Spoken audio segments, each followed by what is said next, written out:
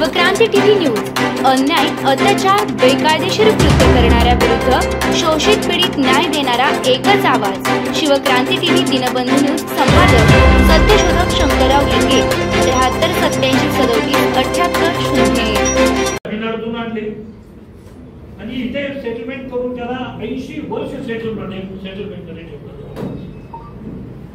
आणि 52 साली त्याला आम्हाला सोडलं। तर आम्ही ट्राईब आहोत, याच्याबद्दल सरकार दुमत सांगूच शकत नाही, तर सरकारचे कायदेच आहे। जे 1171चा गुन्हेगार जमाती कायदा ब्रिटिश सरकारचाच कायदा आहे, तो आम्ही कुठे केलेला नाही किंवा आमच्या मागणीने तो झालेला नाही। आम्ही ट्राईब आहोत, याच्याबद्दल सरकारच्या सगळ्या रेकॉर्डवरून आपल्याला सिद्ध करते की आम्ही ट्राईब आहोत।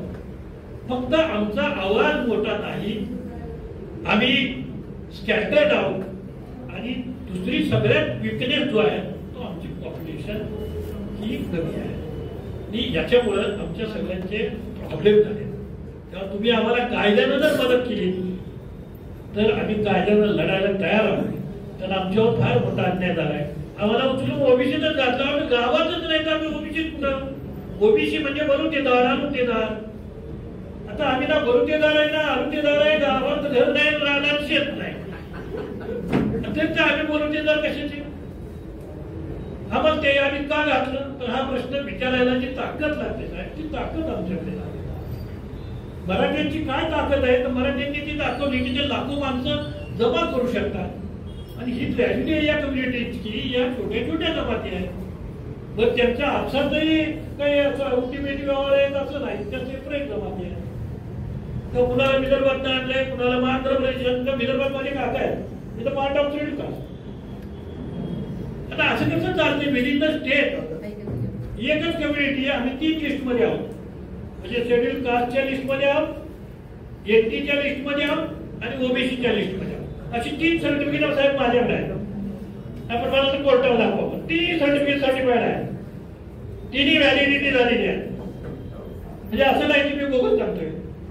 आम्ही ओबीसी नाही केंद्र सरकारसाठी मंडळ आयोग तिकडे घातले, आम्ही विदर्भामध्ये शेड्यूल कास्ट आहोत आणि उरलेल्या राज्यामध्ये आम्ही क्रिमिनल ट्राईब मध्ये आहोत।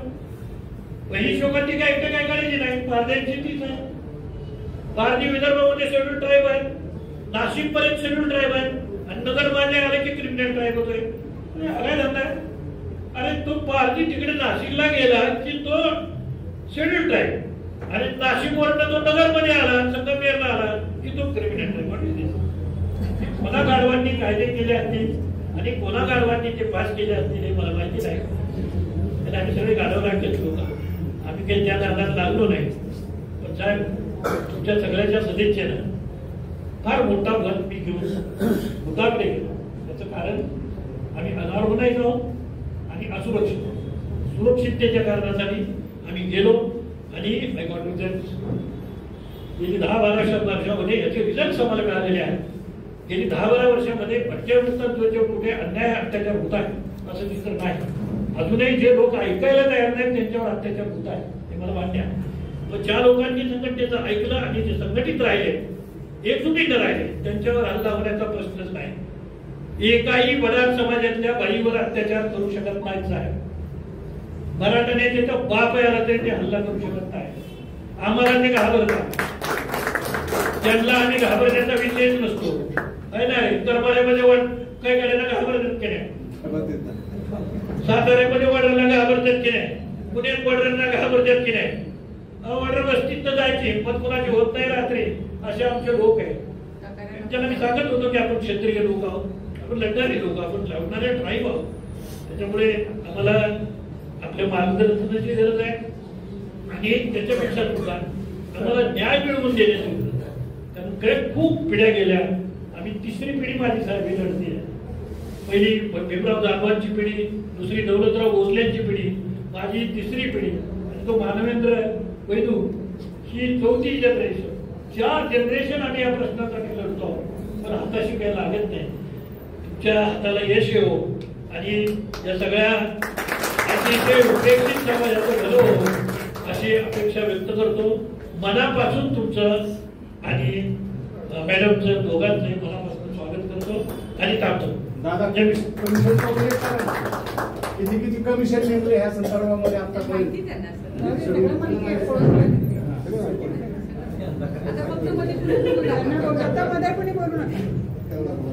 त्यांना बोलू द्या, आपण ऐकू माहिती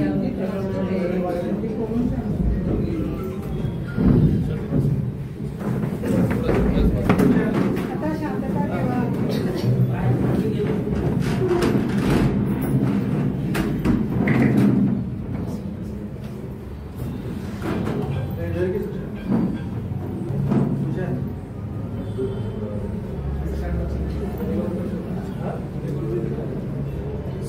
भारतीय संविधानाचे निर्माते भारतरत्न डॉक्टर बाबासाहेब आंबेडकर, छत्रपती शिवाजी महाराज, राजर्षी शाहू महाराज, संत भगवान बाबा, अहिल्यादेवी होळकर, बिरसा मुंडा, त्याचबरोबर ज्यांनी महात्मा ज्योतिबा फुले, मा सावित्रीबाई फुले, मा जिजाऊ, मा रमाई, मा भीमाई या आपल्या आदर्शांना नतमस्तक होऊन अभिवादन करून उपस्थित आपल्या सर्वांच्या परवानगीने अगोदर तर क्षमा, यासाठी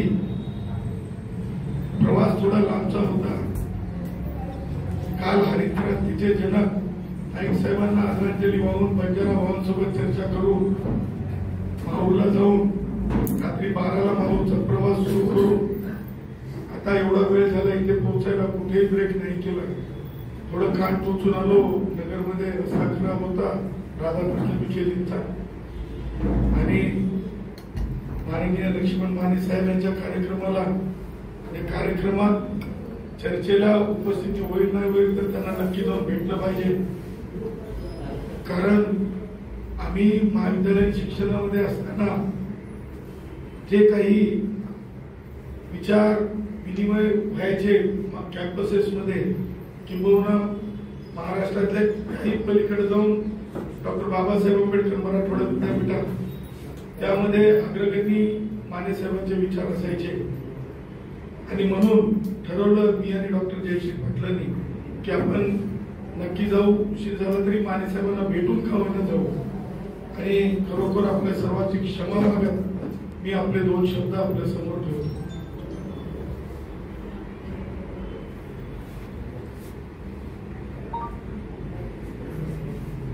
अधिकार मिळवणं हे प्रत्येकाचं मूलभूत हक्क आहे आणि अधिकारासाठी न लढणं हे आपल्यातलं नैराश्याचं रूप. आणि जेव्हा आपण लढवय्य म्हणतो, जेव्हा आपण दूर दरास म्हणजे माननीय सर्वोच्च न्यायालयाच्या इंदिरा साहनीच्या जजमेंटच्या आधारे बोलायचं झालं तर फार फ्लंग असलेले आम्ही म्हणतो, तेव्हा मेन स्ट्रीम मध्ये येऊन आपली भूमिका समजून सांगायला वेळच लागत असते. लक्ष्मण माने वेदना आहेत 3 पिढ्या ज्या हक्कासाठी लढत आहेत त्या मिळण्यासाठी थोडा प्रदीर्घ काळ चाललाय. या वेदना घेऊन आपल्या समक्ष बोलत असताना मी माझ्या कैकाडी भावांना, माझ्या वडार भावांना सगळ्यांना एक सांगू इच्छितो, भारतीय संविधानावर तुमचा विश्वास असेल तर हक्क तुमचा कोणी हिसकावून घेऊ शकणार नाही.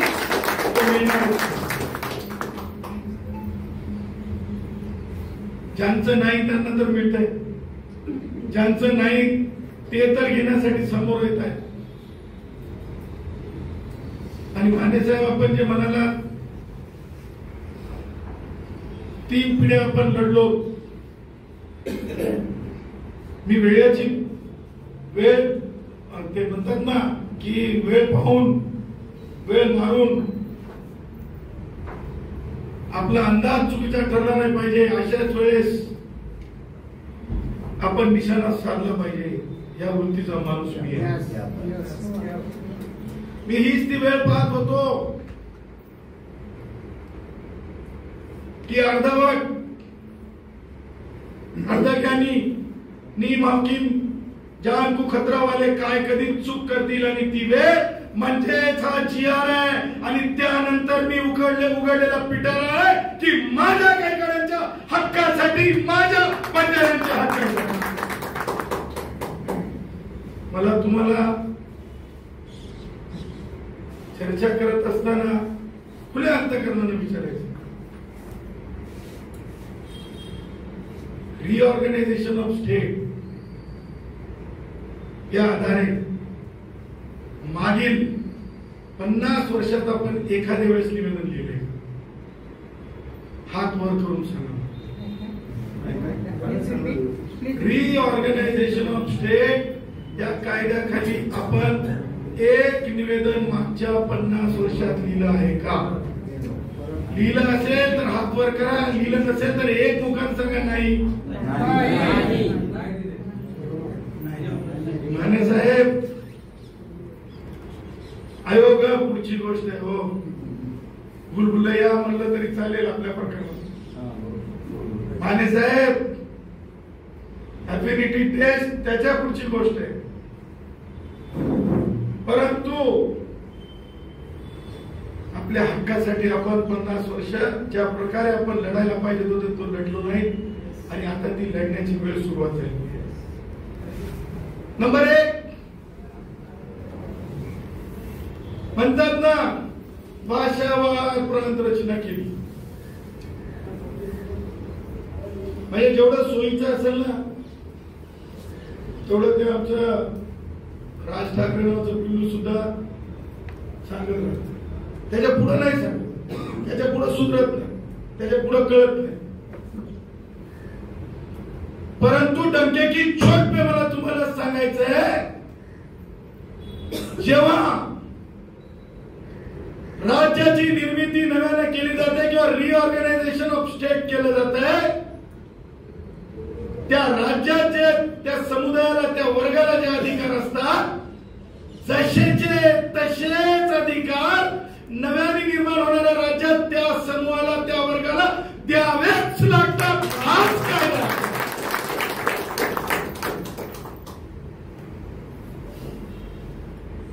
आम्ही ज्या घरात जन्मलो, आम्ही ज्या परिस्थितीत, साहेबांनी सांगितलं मी परिस्थितीचा उल्लेख करणार नाही, त्या परिस्थितीचा उल्लेख त्यांनी फार छान पद्धतीने करत असतात. तुम्हाला सांगतो ती परिस्थिती जर माझी ट्रायबल आहे, ST आहे, तर मग त्या परिस्थितीवर माझं सामाजिक मागासलेपण मोजण्याची आवश्यकता आहे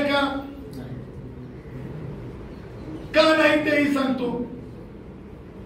अगोदर तर रिऑर्गनायझेशन ऑफ स्टेट म्हणजे तुमचे, मला एक सांगा माने साहेब, मी या पुण्यात बोलत असताना मला माहित आहे इथं शहाणे आहेत, शहाणे असले पाहिजे, तिथं दीड शहाणे आहेत, दोन्ही आहेत, मला माहित आहे पुणे. बरं मी त्याची चिंता करत नाही, मी तुम्हाला माहित आहे मी कुणाची चिंता करत. परंतु रिऑर्गनायझेशन ऑफ स्टेट ह्या सबबीखाली जर माझे अधिकार राखून ठेवलेले आहे आणि ते अधिकार मला मिळण्याची एक प्रक्रिया आहे, ती प्रक्रिया मी नाही राबवायची आहे, ती प्रक्रिया कुणी राबवायची आहे तर भारतीय संविधानाच्या आर्टिकल 38 नुसार राज्य शासनाने राबवायची आहे. हे मला डंके की चोट पे माननीय मुख्यमंत्री देवेंद्रजींना आणि दोन्ही उपमुख्यमंत्र्यांना सांगा. उद्धव हे तर बोलून टाक्या, हे तर ऐकून बोलून टाक्या उद्धव. आता पुढे जातो, ही प्रक्रिया ते राबवत असताना आता माझ्या एका काय त्यांचं तिसरी पिढी त्यांचं काम करते मानवेंद्र व्हायचो, बरोबर त्यांचा उल्लेख करत माने साहेबांनी सांगितलं, तिकडून एक आवाज आला की मला किती आयोग झाले ते सांगा माने साहेब. काय कालच आमोशा होती ना, त्या अमोशेला मी काही सोबत राहिलेला, माने जाधव सगळ्या सोबत. मग आम्ही काय करायचं, गोदावरीच्या काठचे आम्ही रेती काढायला गंगेमध्ये. पण अमावस्येच्या दिवशी सगळं ताक वाढलेलं असायचं, बिर्याणी, अंडे, पैसे सगळंच. मग ज्याला जे पाहिजे ते वाटून खाणार आहे आम्ही, आणि ते पुजून जाणार आहे ते. त्याच्यामुळे अधिकचं ज्ञान, कारण ते म्हणजे त्यांच्या 4 पिढ्यांना जे आवडते ते तिथं मांडलं जायचं ना. आणि मग किती सद्भावना, किती आशीर्वाद, किती भावना, ते सगळे आम्हाला मिळायचे. त्या म्हणजे आशीर्वादान्वये मी तुम्हाला सांगतो, माननीय सर्वोच्च न्यायालयाने, मी नाही, देवेंद्रजीनं नाही, उद्धव मुख्यमंत्री होता उद्धवनं नाही, राष्ट्रवादी काँग्रेसचे वयोवृद्ध पुढारी शरद पवारनं नाही, तर माननीय सर्वोच्च न्यायालयाने स्पष्टपणे जर्नल सिंग विरुद्ध दिल्ली सरकार या जजमेंट मध्ये शेवटचा पॅरेग्राफ नोंद केलेला आहे. शेवटचा पॅरेग्राफ. पहिली स्टेप आहे रिऑर्गनायझेशन ऑफ स्टेट मधले अधिकार. दुसरी स्टेप काय, जर्नल सिंगचा जजमेंट. जर्नल सिंगच्या जजमेंट मध्ये जयश्री पाटील होत्या वकील, आरक्षणाशी संबंधित केस होती, प्रचंड तिथं ताणतणाव झाला. जयश्री पाटलांनी अर्ज दाखल केला सुप्रीम कोर्टात. प्रचंड वातावरण गरम झालं होतं की म्हणजे बाबरी डिमॉलिशनची केस असेल किंवा प्रभू श्री रामचंद्राच्या अयोध्येची केस असेल, त्या धर्तीवर मागासवर्गीयांच्या आरक्षणाच्या केसमध्ये सुद्धा न्यायमूर्ती असावे मागासवर्गीय. मला आठवत आहे त्यानंतर माननीय न्यायमूर्ती गवई साहेब आपल्याला सर्वोच्च न्यायालयात दिसले. परंतु अर्ज दाखल करताना जयश्री पाटलांचा वकिलीचा तो अर्ज होता. तीच ती केस होती त्याच्यामध्ये महाराष्ट्राच्या सगळ्या केसेस देशभरातल्या एकत्र आल्या होत्या. मी असं ते जिल्हा परिषदच्या निवडणुकीचं काही बोलत नसतो, मी दिसत बी नसतो त्या प्रचारामध्ये. मी जे बोलत असतो डंके की चोट पे बोलत असतो. तुम्हाला सांगतो त्या जजमेंट मध्ये शेवटच्या पॅरेग्राफ मध्ये लिहिलं, अनुसूचित जाती, अनुसूचित जमाती 5 न्यायमूर्तींचं जजमेंट आहे. किती न्यायमूर्तींचं जजमेंट आहे? अरे बाबा प्रशिक्षित व्हा. 5 आणि 5 न्यायमूर्तींचं जेव्हा जजमेंट असतंय त्याला संविधान पीठाचं जजमेंट म्हणतात. आणि संविधान पीठाचं जेव्हा जजमेंट असतंय त्या जजमेंटला concurrent finding of the supreme court. सगळ्या राज्य सरकारांना, सगळ्या अथॉरिटीजला भारतीय संविधानाच्या आर्टिकल 144 खाली ते बंधनकारक असते की ते जसंचे तसंच लागू करावं.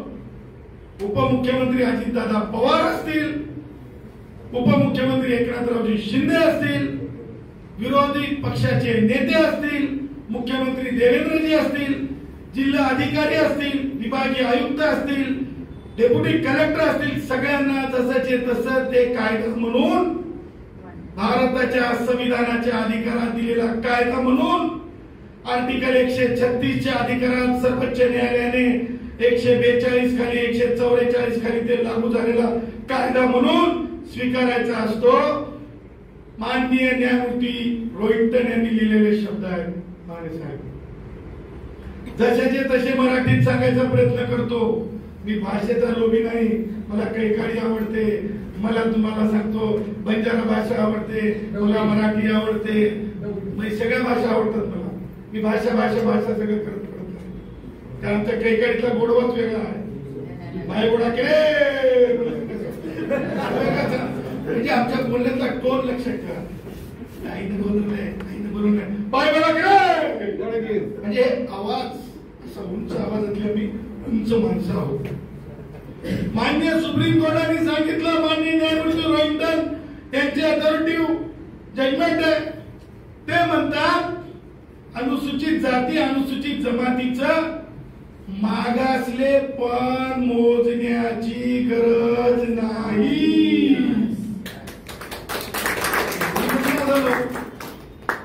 मान्य सुप्रीम कोर्ट ऑफ इंडिया म्हणाल. आणि जेव्हा अनुसूचित जाती जमातीचं मागासले पण बोलण्याची गरज नाही, म्हणजे इनबिल्ट आहोत. रिऑर्गनायझेशन ऑफ स्टेट प्रमाणे अधिकारात आहोत. तुम्ही म्हणाल सदावर्ती साहेब कुठं अभ्यास केला, कसं राहतंय? मी आहे ना सतत प्रक्रियेमध्ये न्यायालयीन अभ्यासाच्या कार्यामध्ये राहणार. मी गोंडगोवारी जेव्हा वाचत होतो, मी माना समाज जेव्हा वाचत होतो, तेव्हा माझ्या लक्षात आलं की विदर्भाकडे जे राज्य होते लागून, त्या राज्यांमधले जर अधिकार आणि रिऑर्गनायझेशन ऑफ स्टेट मध्ये इतर देशातली जेव्हा राज्य निर्माण झाली, रिऑर्गनाइज झाली, तेव्हा त्या त्या राज्यातली ती परिस्थिती आणि ते अधिकार कोणत्याच परिस्थितीमध्ये व्हायलेट होऊ दिले नाही. तर मग माझ्या राज्यामध्ये का असं होत? मी लगेच फ्लॅग लावायला सुरू करतो. वेगवेगळे माझ्याकडे रिसर्चर्स आहेत. आता तर माझ्याकडे रिसर्चर्स माने साहेब तुम्हाला सांगतो लंडन मध्ये जाऊन रिसर्च करायला लागले. त्याच्यापैकीच तुमच्या या मीटिंग मध्ये थांबवलेला राजा अशोक इथेच आहे, तो लंडनला चालला याच आठवड्यामध्ये रिसर्च साठी. आमची झेन सदावर्ते रिसर्च करत असते, ती लंडन मध्ये आहे. हे जे असं जे आमचं जे मोठं विंग झालंय ना, तुम्ही इथे काय बोललात, काय चाललंय, सगळी इन्फॉर्मेशन तिथपर्यंत येत होती. कारण काय की काय चाललंय हे माहित नसेल तर काय बोलावं हे कसं माहित असू शकतं. आणि म्हणून मी ठरवलं की माने साहेब परिस्थितीवर बोलतील, आणखी कुणीतरी लढ्यावर बोलल, आणि मी जाऊन डंक्याची चोट पे कायद्यावर बोलल आणि कायदा सगळ्यांना सांगायचं तात्पर्य. माने साहेब बरोबर आहे की 4 ऑक्टोबर मराठा आरक्षणाची तारीख आहे. किती ऑक्टोबर? 4. थोडी वाट बघा, लिंगे इथं बसलेले, थोडी वाट बघा. 4 ऑक्टोबरला एक नवीन पिटारा उघडणार. हो सरकार, तैयारी में रहना, वो सब कुछ निकालने जा रहा हूं 4 अक्टूबर को, जो लोग बहुत पसंद करेंगे. लोग बोलेंगे सच्चाई तो सच्चाई होती है. सांगायचं तात्पर्य, मी 4 ऑक्टोबरला, काही लोकांना ते पटेल, काही लोकांना ते पटणार नाही, परंतु ते महाराष्ट्र शासनाने लिखित केलेलं आहे आणि त्याच्या पुढे महाराष्ट्र शासनाला सुद्धा जाता येणार नाही. हे सुद्धा मी तुम्हाला आज त्याच्यात न जाता मिनिट सोडण्याचा मला तुम्हाला सांगायचंय. मानव समाज आपल्या सांगायचं बरोबर ना, अल्पसंख्याक एकदम मायनॉरिटी कम्युनिटी आहे. मग मानव समाज ट्रायबल स्टेटस घेतलं की नाही? मानव समाज, तुम्ही मानव समाजाचे जर जजमेंट सुप्रीम कोर्टचे पाहिले, हायकोर्टचे पाहिले, मराठ्यांच्या बाबतीत सुद्धा जयश्री पाटलाला हायकोर्टात अपयश आलं. जयश्री पाटलाच्या बापांनी मराठ्यांचं आरक्षण आधी चॅलेंज केलं, मग जयश्री पाटलांनी चॅलेंज केलं. जयश्री पाटील थकले नाही, जयश्री पाटील म्हणे नाही सुप्रीम कोर्टात जायचं, लढेंगे म्हणजे जीतेंगे, लढेंगे तो जीतेंगे ना भाई. नैराश्य घेऊन कसं काय जमणार? आणि मग माना समाजाच्या बाबतीत सुद्धा, मराठ्यांच्या बाबतीत जसं आपण सुप्रीम कोर्टात जिंकलो, माना समाजाच्या बाबतीत सुद्धा माना समाज जे आहे आज ट्रायबल स्टेटस घेतलं. मुद्दा असा आहे, वेळ, पैसा, एनर्जी या तिन्ही गोष्टी वेस्ट होतात का?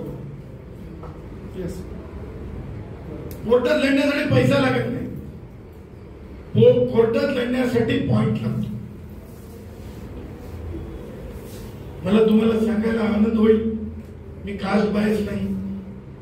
माननीय न्यायमूर्ती उच्च न्यायालयाचे आणि ऍडमिनिस्ट्रेटिव्ह ट्रिब्युनलला अध्यक्ष असलेले माननीय न्यायमूर्ती अंबादास जोशी साहेब मला असं म्हणायचे, मी म्हणायचो 30 सेकंड्स, तर ते मला म्हणायचे सदावर्ते न्यू वर्ल्ड. मी म्हणायचो बस 30 सेकंड. ते म्हणाले तुम्ही 30 सेकंड बोलणार हो, त्याच्यानंतर साला इकडं 3 दिवस मी संपणार नाही तुमचं खोडून काढता काढता तोडून काढता काढता. मुद्दा पॉइंट. मागा साहेबांकडे जायचं म्हणलं की फजिती आहे की नाही माने साहेब सांगा. मी स्टेटस मध्ये मागास आहे. रिऑर्गनायझेशन ऑफ स्टेट प्रमाणे मी ट्रायबल. सुप्रीम कोर्टाने मला डबल तपासण्याची गरज नाही सांगितली. मी सर्टिफाईड आहे. तसं मेडिकल मध्ये रक्त तपासल्याच्या नंतर डॉक्टर म्हणतो डेंगी नाही, मलेरिया नाही, टायफॉइड नाही म्हणते की नाही. त्याच प्रकारे माझं स्टेटस क्लिअर आहे. मी आहे.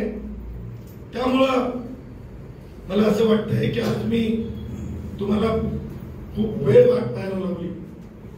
अत्यंत मुद्दे सुद्धा आपण पुढे जाणार आहोत. परंतु एक गोष्ट मी माने साहेबांच्या गोष्टीला जोडून मला सांगायची आहे. हो, आज एक मोर्चा झाला. आमच्या सवंगडी सोबती आहे आपला भीमराव केळव. मला या निमित्तानं सांगायचंय की अनुसूचित जमातीच्या माझ्या भावांनो, स्पष्टपणे माननीय सुप्रीम कोर्टाने जी आता अलीकडची जजमेंट दिली पंजाब हरियाणाच्या केसमध्ये उपवर्गीकरणाची, त्यामुळं गोंड, भील, माना, प्रधान या समुदायांना येणाऱ्या काळात आपण नाही, राज्य सरकारच म्हणालं ना की एससी मध्ये आम्ही उपवर्गीकरणाची कमिटी नेमली. पण ती एससी मध्ये नेमता तर एसटी मध्ये नेमावं लागेल. समानतेचं तत्व आहे की नाही. आर्टिकल 14 लागू पडते की नाही. तर आम्ही आमच्या माना भावांचे, आम्ही आमच्या प्रधान भावांचे, आम्ही आमच्या जे आमचे गोंड भाऊ आहेत, आमचे भील भाऊ आहेत, त्यांचे अधिकारच आम्ही त्यांचे हिसकाटून घेणार नाही. त्यांचे अधिकार जसेचे तसेच कायद्याच्या भाषेत इंटॅक्ट, सायंटिफिक भाषेत इंटॅक्ट आम्ही ठेवणार आहोत. आणि त्यासोबत जर आता बंजारा भाऊ असेल, कैकाडी भाऊ असेल, जे समुदाय खरोखर ट्रायबल आहे, रिऑर्गनायझेशन ऑफ स्टेट प्रमाणे आता बंजारा समाज हा ट्रायबल आहे ना तेलंगणामध्ये, या अगोदरच्या आंध्रामध्ये ट्रायबल आहे. आता हैदर आणि निजाम जर तुम्ही चालवायचा मराठा पुढाऱ्यांनी ठरवलं असेल, मराठा पुढाऱ्यांना खास करून आमच्या राधाकृष्णजीला जर त्यांना तेच आईच्या दरबारात येऊन सुद्धा म्हणे ते GR टिकला पाहिजे. अरे म्हणलं आईच्या दरबारात खोटं कसं टिकल, सत्य टिकत असते. काही ट्रायबल हे टिकल. राधाकृष्णजी तुम्ही जे म्हणाला ते टिकणार नाही.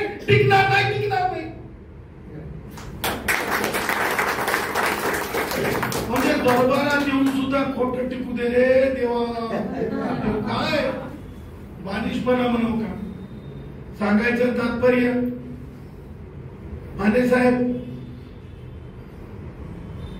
कोणत्याही समुदायावर आपण अन्याय करणार नाही.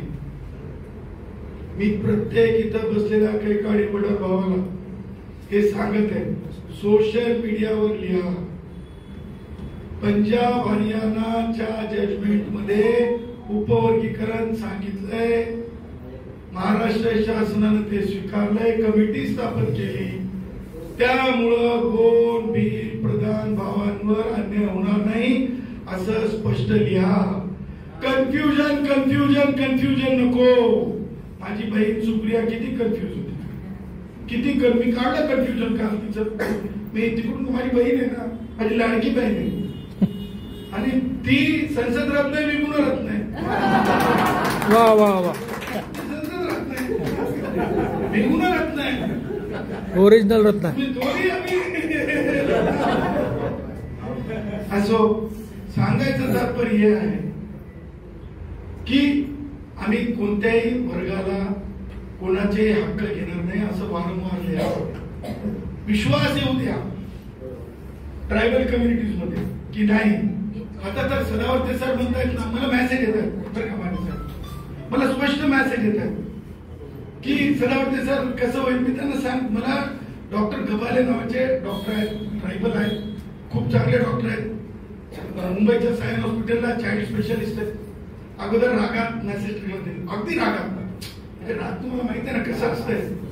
आमच्या कैकड्याचं भांडण माहितच नसेल तुम्हाला. इकडून दहावीस तिकडून दहावीस करता करता चलत राहते आमच्या.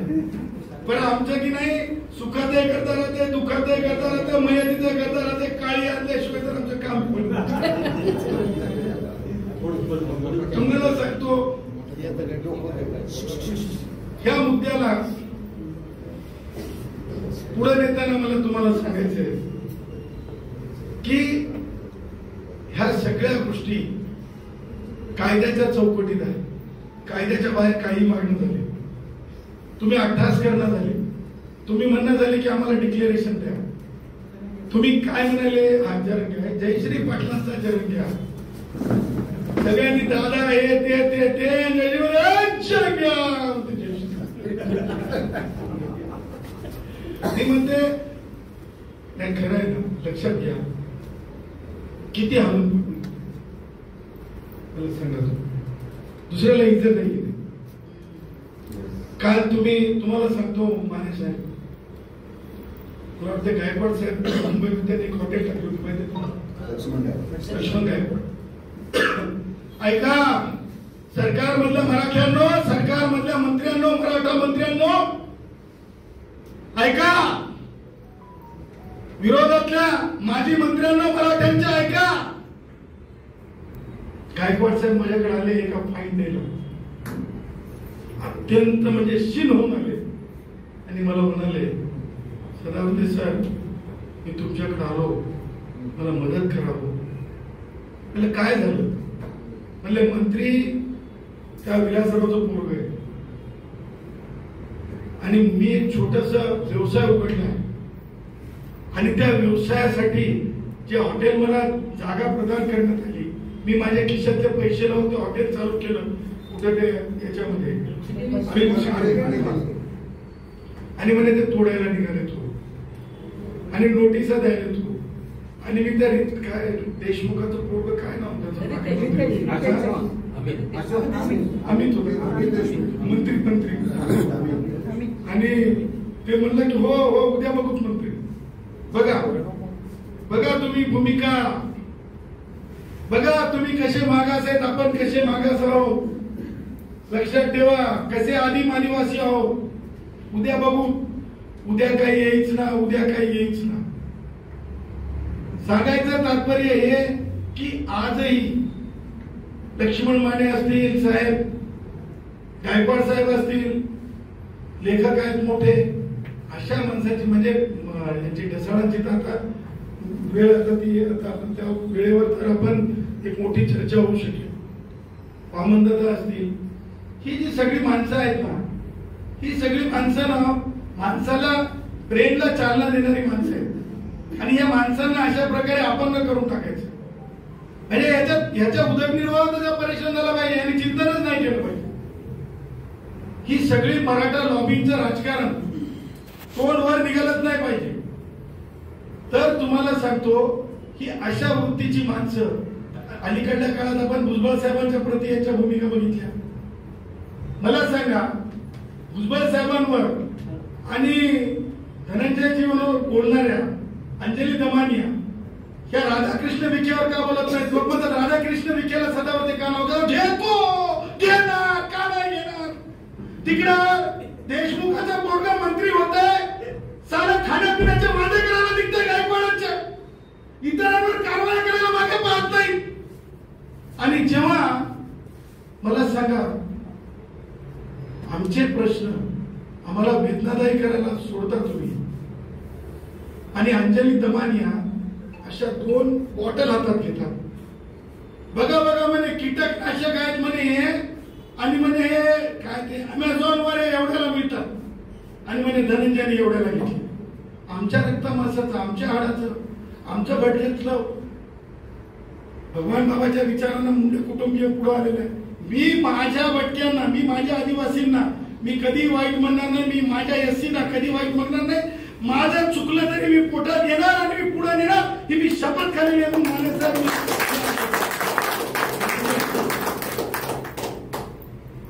त्या अंजली दमानियांना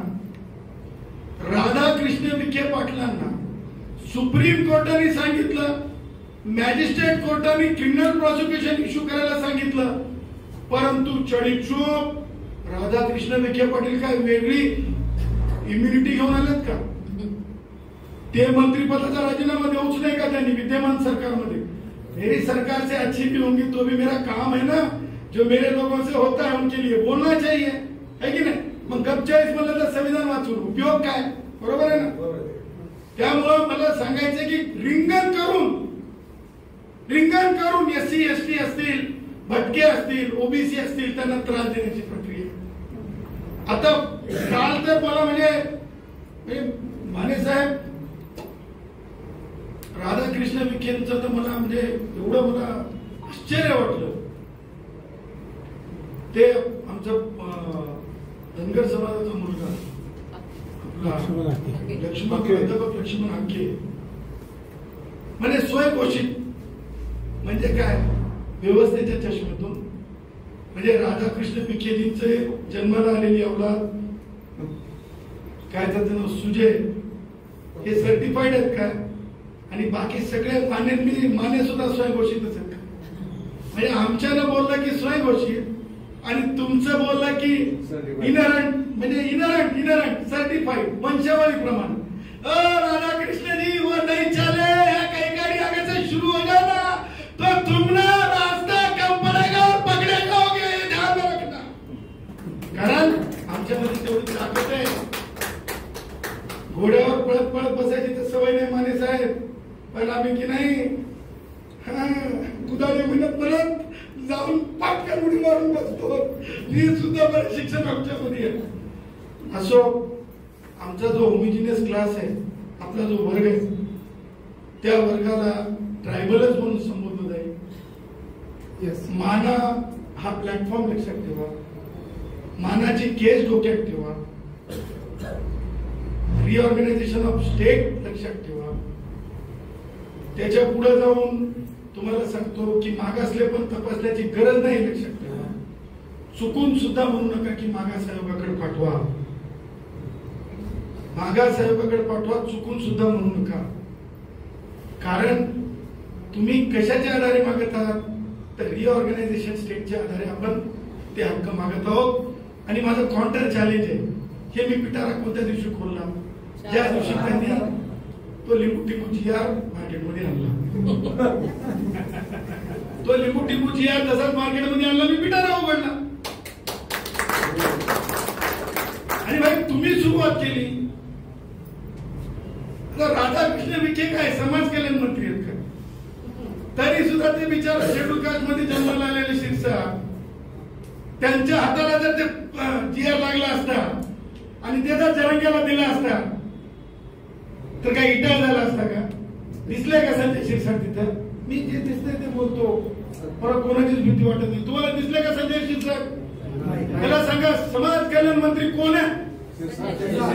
जोरात सांगा, समाज राधाकृष्ण विखे पाटील आहेत का? नाही.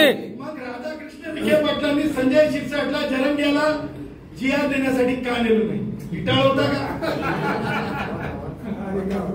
की वाटत होता तो GR? आणि आपली काही पोरं असतात, आपली पोरं जातात, भेट देतात, आपली पोरं चळवळी म्हणलं की मदत करतात. आपली लिळ्या विचाराची मुलं सुद्धा गेली, त्यांनी भारतरत्न डॉक्टर बाबासाहेब आंबेडकरांचा फोटो दिला. फोटो दिसला का नंतर कुठे ठेवला माहितीये तुम्हाला? कुठे टाकला माहितीये तुम्हाला? त्यामुळं मी काय सांगितलं की तुमचा पॉइंट नक्की असला पाहिजे, तुम्ही पाहिजे तेवढंच केलं पाहिजे, त्याच्या एक्सेसिव्ह जाता कामा नये. आणि आपण ज्या होमिजिनियस क्लास मध्ये आहोत, माने साहेबांनी जी परिस्थिती विशद केली, ती परिस्थिती, त्या परिस्थितीला वेगळं पाहण्याची आज तरी गरज नाही, जोपर्यंत 7 न्यायमूर्तींचं जजमेंट येत नाही. आज किती न्यायमूर्तींचं जजमेंट आहे? आणि त्याला संविधान पीठ म्हणतात. काय म्हणतात? संविधानपीठापेक्षा कोणी मोठा आहे नाही. एवढंच बोलतो. तुम्हाला खूप खूप हार्दिक हार्दिक शुभेच्छा देतो. आपण आपल्या लढ्यामध्ये, मी सुद्धा तुमचा भाऊ आहे, मी तुमचा वकील म्हणून नाही तर मी तुमच्या सर्वांकाश, मी आणि डॉक्टर जयश्री पाटील सर्वांकाश कायदेशीर प्रक्रियेमध्ये कोणताही 1 रुपयाचा विचार न करता स्थानिक न्यायालय असतील, तिथं आपले ज्युनियर जे कोणी असतील त्यांना त्यांच्याकडे रेफर करू, हायकोर्ट आणि सुप्रीम कोर्टमध्ये आम्ही आपली पूर्णपणे पैरवी करू. त्याचबरोबर सरकारकडे वाटाघाटी करायची असेल, थोडी सरकारने मेरी चलती आहे ना,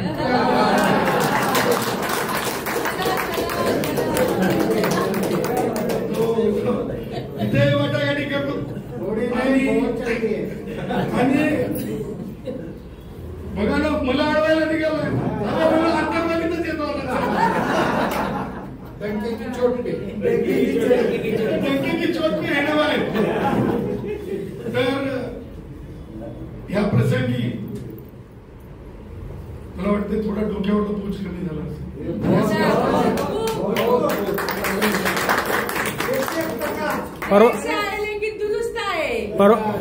परवा काय अडवलं सांगा जरा, परवा काय अडवलं? समजा मी असं ठरवलं की माझं काही कळायचं लेकरू तुम्ही अनुसूचित जमातीचं म्हणत नाही तोपर्यंत शाळेतच जाणार नाही, तर सरकारला काय करावं? मानायचं उपवास काय करायचं गरज आहे?